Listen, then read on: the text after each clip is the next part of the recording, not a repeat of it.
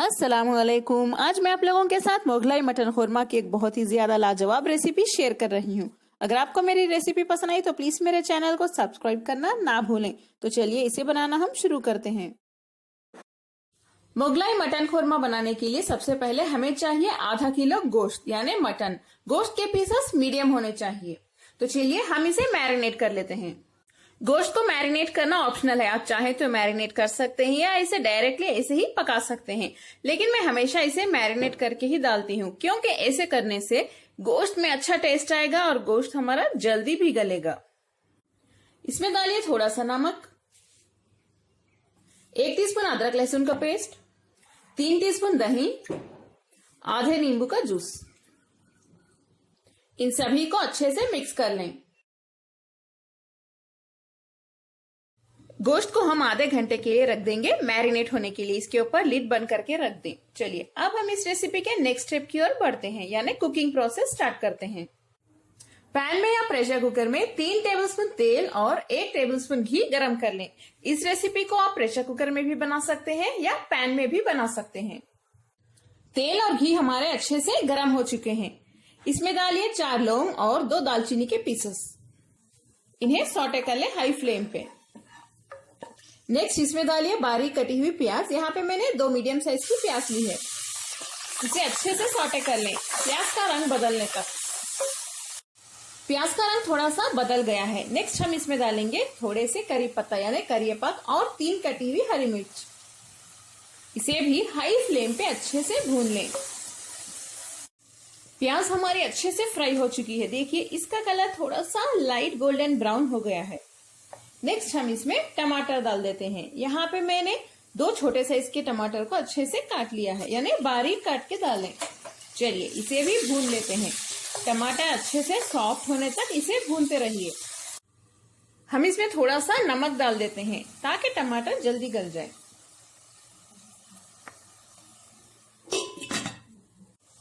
टमाटर अच्छे से सॉफ्ट हो गए हैं। नेक्स्ट इसमें डालिए मैरिनेट किया हुआ गोश्त। गोश्त डालने के बाद हाई फ्लेम पे हम गोश्त को अच्छे से भून लेते हैं।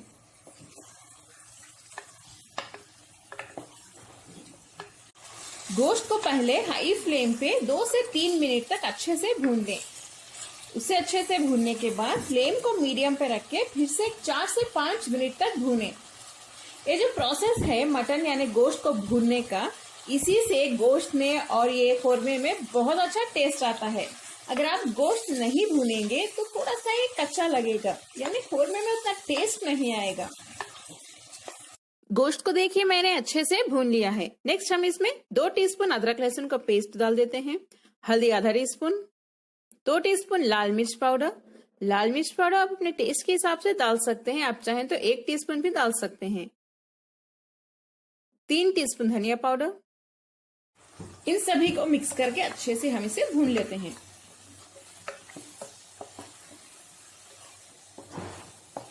इसे फिर से हाई फ्लेम पे 1 या 2 मिनट के लिए भूनने के बाद मीडियम फ्लेम पे 3 से 4 मिनट तक अच्छे से भून लें, यानी इन मसालों की कच्ची बू जाने तक भूनते रहिए, तभी खुरमा टेस्टी बनेगा। मसालों को मैंने अच्छे से भून लिया है। देखिए अभी से कितना टेस्टी लग रहा है। क्योंकि मेरे घर में थोड़ा ज्यादा ही स्पाइसी खाते हैं, इसीलिए मुझे लाल मिर्च और हरी मिर्च थोड़ा ज्यादा डालना पड़ता है। आप चाहें तो इसकी क्वांटिटी कम भी कर सकते हैं। नेक्स्ट हम इसमें डालेंगे 6 टीस्पून पिसा हुआ सूखा नारियल यानी खोपरा। खोपरा जो है उसे आप अच्छे से पीस लें, थोड़ा सा पानी डाल के भी पीस सकते हैं। इसे डालने के बाद इसे भी हम अच्छे से मिक्स करते हुए भूनेंगे। इसकी कच्ची बू जाने तक इसे भी भून लें, थोड़ी देर हाई पे और थोड़ी देर मीडियम फ्लेम पे। गोश्त को मैंने अच्छे से भून लिया है। हम इसमें पानी डाल देते हैं। पानी मैंने इस कप से 1.5 कप यानी 1.5 कप डाला है। इसे मिक्स कर लें। इस वक्त आप नमक भी चेक कर लें, कम लगा तो थोड़ा नमक डाल सकते हैं। मैं इसमें थोड़े से धनिया के पत्ते भी डाल देती हूँ, बारीक काट के डालें।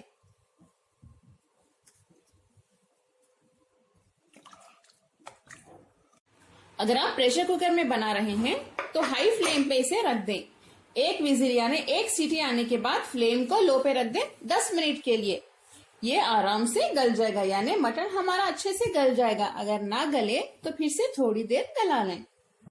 10 मिनट हो चुके हैं। मुगलाई मटन खुरमा हमारा अब तैयार है। देखिए कितना टेस्टी लग रहा है, गोश्त भी अच्छे से गल चुका है।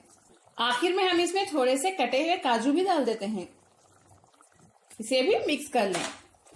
थोड़े से काजू गार्निशिंग के लिए भी बचा के रख लें और थोड़े से धनिया के पत्तों के साथ भी इसे गार्निश कर लें आखिर में। इसकी ग्रेवी देखिए कितनी टेस्टी लग रही है। इसे देख के ही आप अंदाजा लगा सकते हैं कि कितना टेस्टी बना होगा। देखिए, आप इसे पुलाव के साथ खा सकते हैं या रोटी, फुल्का या ब्रेड या नान के साथ भी खा सकते हैं। बहुत ही ज्यादा लाजवाब बना है ये, और इसका तरीका भी देखिए कितना इजी है। चलिए अब हम फ्लेम बंद कर देते हैं। अगर आपको मेरी आज की मजेदार मुगलाई मटन खुरमा की रेसिपी पसंद आई तो प्लीज मेरे चैनल कुक विद फेम को सब्सक्राइब करें। बेल आइकॉन प्रेस करना ना भूलें, तभी आपको मेरे नए वीडियोस के नोटिफिकेशंस मिलेंगे। इस वीडियो को लाइक करें और अपने फैमिली और फ्रेंड्स के साथ शेयर भी करें। अस्सलाम वालेकुम।